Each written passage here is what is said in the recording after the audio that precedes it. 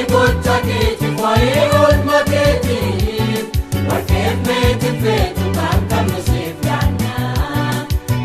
nurkaa fudhu galata aarsaan keenya si galateeffanna Waaqayyo abbaa keenya waa'ee gochaa keetiif waa'ee olmaa keetiif Warqeef meetii feetu kan qabnu siif laanna nurkaa fudhu galata aarsaan keenya.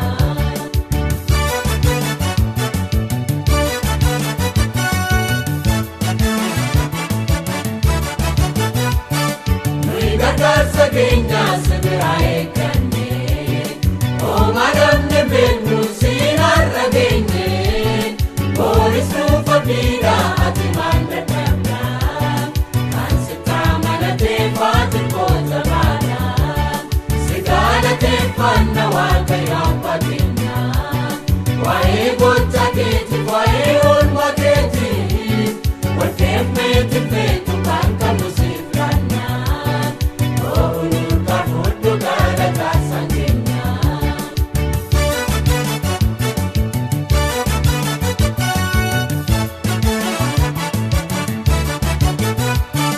Taatee argineerraa nuuf gargaarsa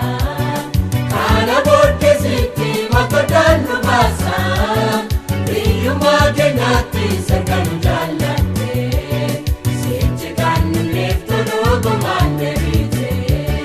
si galateeffanna Waaqayyo abbaa keenya waa'ee gochaa keetiif waa'ee olmaa keetiif Warqeef meetii feetu kan qabnu siif laanna nurkaa fudhu galata aarsaan keenya.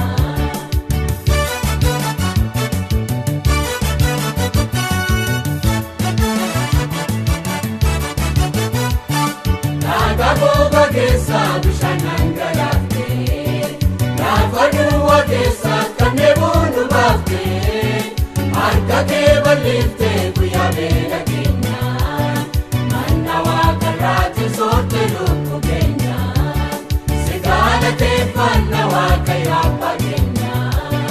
waa'ee gochaa keetiif waa'ee olmaa keetiif Warqeef meetii feetu kan qabnu siif laanna nurkaa fudhu galata aarsaan keenya.